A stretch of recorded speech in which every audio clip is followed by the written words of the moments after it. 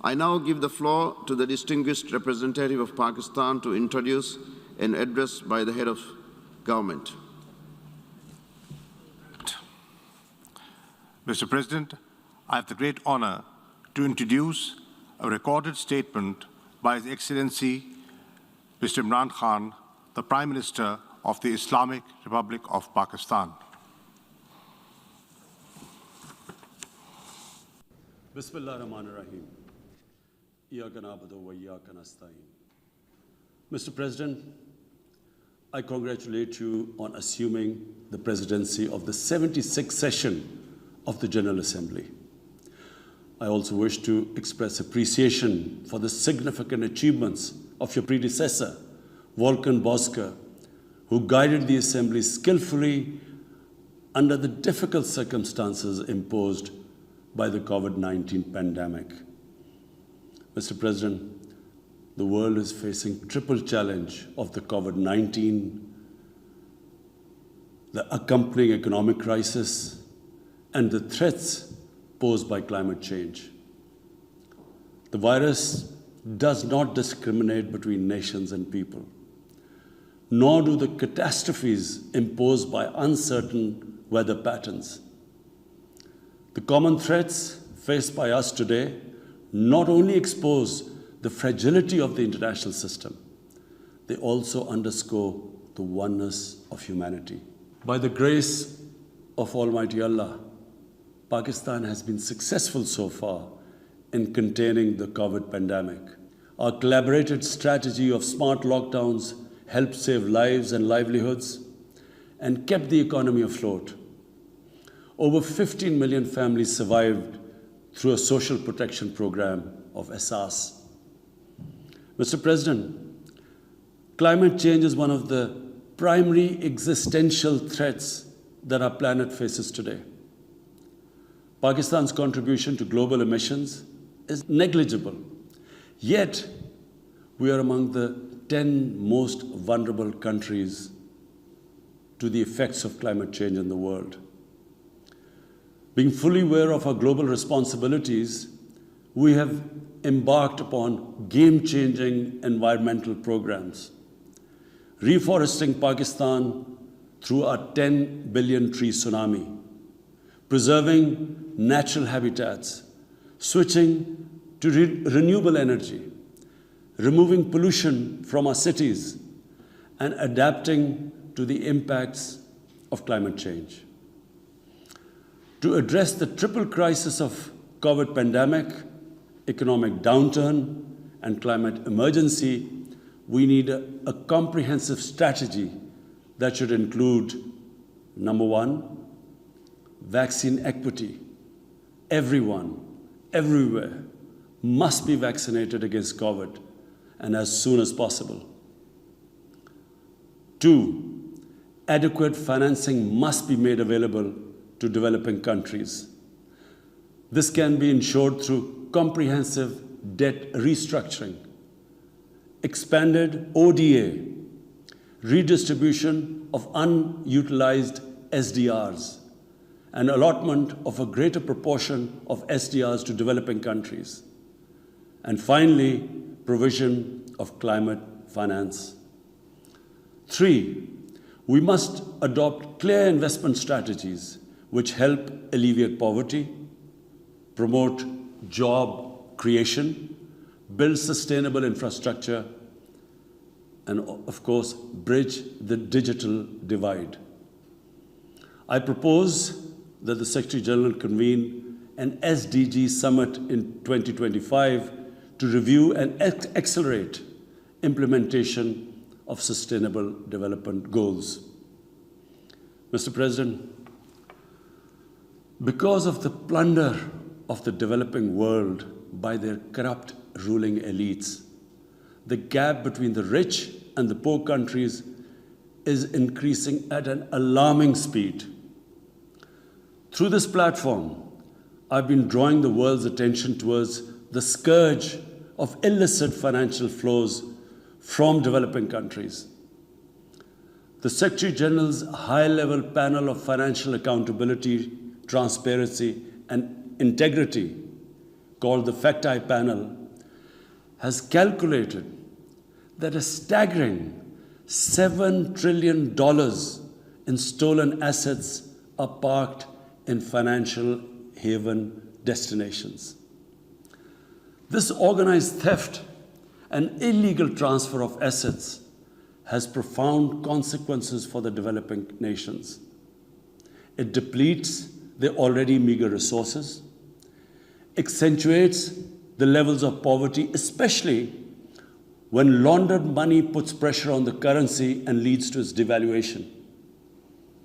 At the current rate, when the Facti Panel estimates that $1 trillion every year is taken out of the developing world, there will be a mass exodus of economic migrants towards the richer nations. What the East India Company did to India, the crooked ruling elites are doing to the developing world, plundering the wealth and transferring it to Western capitals and offshore tax havens. And Mr. President, retrieving the stolen assets from the developed countries is impossible for poor nations. The rich countries have no incentives or compulsion to return this ill-gotten wealth. And this ill-gotten wealth belongs, remember, to the masses of the developing world. I foresee in the not-too-distant future, a time will come when the rich countries will be forced to build walls to keep out economic migrants from these poor countries. I fear a few wealthy islands in the sea of poverty will also turn into a global calamity like climate change. The General Assembly must take steps meaningfully to address this deeply disturbing and morally repugnant situation, naming and shaming the haven destinations and developing a comprehensive legal framework to halt and reverse the illicit financial flows are most critical actions to stop this great economic injustice. And at a minimum, the recommendations of the Secretary General's Facti Panel should be fully implemented. Mr. President, Islamophobia is another pernicious phenomenon that we all need to collectively combat. In the aftermath of the 9/11 terrorist attacks, terrorism has been associated with Islam by some quarters. This has increased the tendency of right-wing, xenophobic, and violent nationalist extremists and terrorist groups to target Muslims. The UN Global Counterterrorism Strategy has recognized these emerging threats. We hope the Secretary General's report will focus on these new threats of terrorism posed by Islamophobes and right-wing extremists. I call on the Secretary General to convene a global dialogue on countering the rise of Islamophobia. Our parallel efforts at the same time should be to promote interfaith harmony, and they should continue. Mr. President, the worst and most pervasive form of Islamophobia now rules India. The hate-filled Hindutva ideology propagated by the fascist RSS-BJP regime has unleashed a reign of fear and violence against India's 200 million Muslim-strong community. Mob lynching by cow vigilantes, frequent pogroms such as the one in New Delhi last year, discriminatory citizenship laws to purge India of Muslims, and a campaign to destroy mosques across India and obliterate its Muslim heritage and history are all part of this criminal enterprise. New Delhi has also embarked on what it ominously calls the final solution for Jammu and Kashmir dispute. It has undertaken a series of illegal and unilateral measures in occupied Jammu and Kashmir since 5th August 2019. It has unleashed a reign of terror, by an occupation force of 900,000. It has jailed senior Kashmiri leadership, imposed a clampdown on media and internet, violently suppressed peaceful protest, abducted 13,000 young Kashmiris and tortured hundreds of them. It has extrajudicially killed hundreds of innocent Kashmiris in fake encounters and imposed collective punishments by destroying entire neighborhoods and villages. We had unveiled a detailed dossier on gross and systematic violations of human rights by the Indian security forces in occupied Jammu and Kashmir. This repression is accompanied by illegal efforts to change the demographic structure of the occupied territory and transform it from a Muslim majority into a Muslim minority. Indian actions violate the resolutions of the United Nations Security Council on Jammu and Kashmir. They clearly prescribe, the resolutions clearly prescribe that the final disposition of the disputed territory should be decided by its people through a free and impartial plebiscite held under the UN auspices. India's action in occupied Jammu and Kashmir also violate international human rights and humanitarian laws, including the Fourth Geneva Convention, and amount to war crimes and crimes against humanity. It is unfortunate, very unfortunate, that the world's approach to violations of human rights lack even-handedness and even are selective. Geopolitical considerations or corporate interests, commercial interests, often compel major powers to overlook the transgressions of their affiliated countries. Such double standards, and the most glaring in case of India, where this RSS BJP regime is being allowed to get away with human rights abuses with complete immunity. The most recent example of Indian barbarity was the forcible snatching of the mortal remains of the great Kashmiri leader, Sayyid Ali Shah Gilani, from his family, denying him a proper Islamic funeral and burial in accordance with his wishes and the Muslim tradition. Devoid of any legal or moral sanction, this action has been against the basic norms of human decency. I call on this General Assembly to demand that Sayyid Gilani's mortal remains be allowed to be buried in the cemetery of martyrs with the appropriate Islamic rites. Mr. President, Pakistan desires peace with India as with all its neighbors. But sustainable peace in South Asia is contingent upon resolution of the Jammu and Kashmir dispute in accordance with the relevant United Nations Security Council resolutions and the wishes of the Kashmiri people. Last February, we reaffirmed the 2003 ceasefire understanding along the line of control. The hope was that it would lead to a rethink of the strategy in Delhi. Sadly, the BJP government has intensified repression in Kashmir and continues to vitiate the environment by these barbaric acts. The onus remains on India to create a conducive environment for meaningful and result-oriented engagement with Pakistan. And for that, it must do, number one, reverse its unilateral and illegal measures instituted since 5th August 2019. Secondly, stop its oppression and human rights violations against the people of Kashmir. And three, halt and reverse the demographic changes in the occupied territory. It is also essential to prevent another conflict between Pakistan and India. India's military buildup, development of advanced nuclear weapons, and acquisition of destabilizing conventional capabilities can erode mutual deterrence between the two countries. And now, Mr. President, I want to talk about Afghanistan. the current situation in Afghanistan, for some reason, Pakistan has been blamed for the turn of events by politicians in the United States and some politicians in Europe. From this platform, I want them all to know the country that suffered the most, apart from Afghanistan,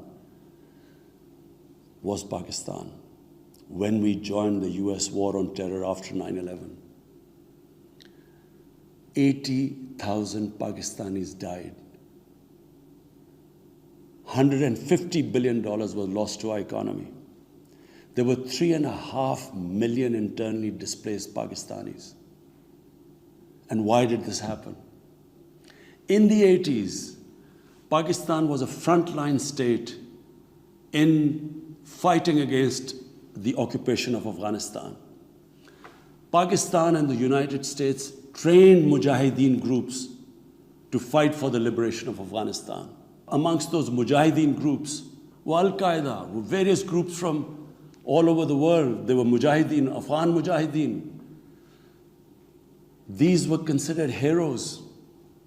President Ronald Reagan invited them to White House in 1983. And according to news items, he compared them to the founding fathers of the United States. They were heroes. Come 1989, the Soviets leave. So do the Americans, abandon Afghanistan. Pakistan was left with 5 million Afghan refugees. We were left with sectarian militant groups which never existed before. But the worst cut of it was that a year later, Pakistan was sanctioned by the US. We felt used. Fast forward 9/11, Pakistan is needed again by the US because now their US-led coalition is now invading Afghanistan, and it could not happen without Pakistan providing all the logistical support. What happened after that? The same mujahideen that we had trained that fighting foreign occupation was a sacred duty, a holy war, or jihad, they turned against us. We were called collaborators. They declared jihad on us. Then all along the tribal belt bordering Afghanistan, the Pakistan semi-autonomous tribal belt, where no Pakistan army had been since our independence, they had strong sympathies with the Taliban, Afghan Taliban, not because of their religious ideology, but because of Pashtun nationalism, which is very strong. Then there were 3 million Afghan refugees still in Pakistan, all Pashtuns, living in camps, 500,000, the biggest camp, 100,000 camps. They all had affinity and sympathies with the Afghan Taliban. So what happened? They too turned against Pakistan. For the first time, we had militant Taliban in Pakistan. And they too attacked Pakistan government. When our army went in the tribal areas for the first time in our history, whenever an army goes into civilian areas, there's collateral damage. So there was collateral damage, which multiplied the militants to seek revenge. But not just that. The world must know that in Pakistan, there were 480 drone attacks conducted by the US. 480 drone attacks. And we all know that drone attacks are not that precise. They cause more collateral damage than the militants they are targeting. So, who did the people whose relatives were being killed? Who did they seek revenge? Against Pakistan. Between 2004 and 2014, there were 50 different militant groups attacking the state of Pakistan. At one point, people like us were worried that will we survive this? There were bombs going all over Pakistan. Our capital was like a fortress. Had it not been for one of the most disciplined army in the world and one of the best intelligence agencies in the world, I think Pakistan would have gone down. So when we hear this at the end, there's a lot of worry about in the US about taking care of the people who helped them, the interpreters and everyone who helped the US. What about us? The only reason we suffered so much was because we became an ally of the US, of the coalition in the war against Afghanistan, where there were attacks being conducted from Afghan soil into Pakistan. At least there should have been a word of appreciation. But rather than appreciation, imagine how we feel when we are blamed for the turn of events in Afghanistan. After 2006, it became apparent to everyone who understood Afghanistan's history that there would be no military solution in Afghanistan.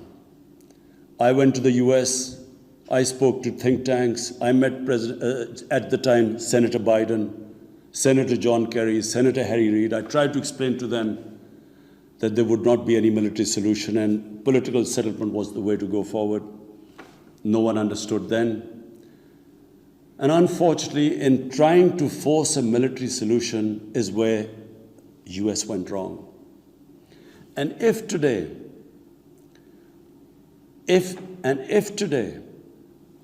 the world needs to know why the Taliban are back in power, all the world has to do is do a deep analysis of why 300,000 well-equipped Afghan army, and remember, Afghans are one of the bravest nations on earth. Why did this 300,000 Afghan army give up without a fight? The moment a deep analysis of this is done, the world would know why the Taliban are back in power, and it's not because of Pakistan. So, Mr. President, right now, the whole world community should think, what is the way ahead? There are two paths we can take. If we neglect Afghanistan right now, according to the UN, half the people of Afghanistan are already vulnerable. And by next year, almost 90% of people in Afghanistan will go below the poverty line. There's a huge humanitarian crisis looming ahead. And this will have serious repercussions, not just for the neighbors of Afghanistan, but it will have repercussions everywhere if a destabilized, a chaotic Afghanistan again becomes a safe haven for international terrorists. The reason why the US came to Afghanistan in the first place. So therefore, there is only one way to go. We must strengthen this current government, stabilize it, for the sake of the people of Afghanistan. What have the Taliban promised? They will respect human rights. They will have an inclusive government. They will not allow this soil to be used by terrorists. And they have given amnesty. Now, if the world community incentivizes them, encourages them to walk this talk, it will be a win-win situation for everyone.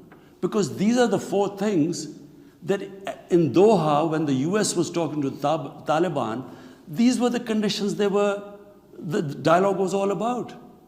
So if the world can incentivize them to go this direction, then after all, this 20-year of presence, of coalition presence in Afghanistan would not be wasted, because Afghan soil would not be used for international terrorism.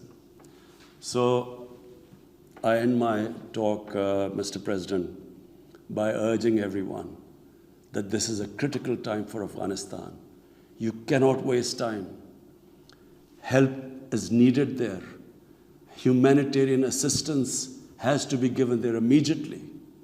And the Secretary General of the United Nations has taken bold steps I urge you to mobilize the international community and move in this direction. Thank you.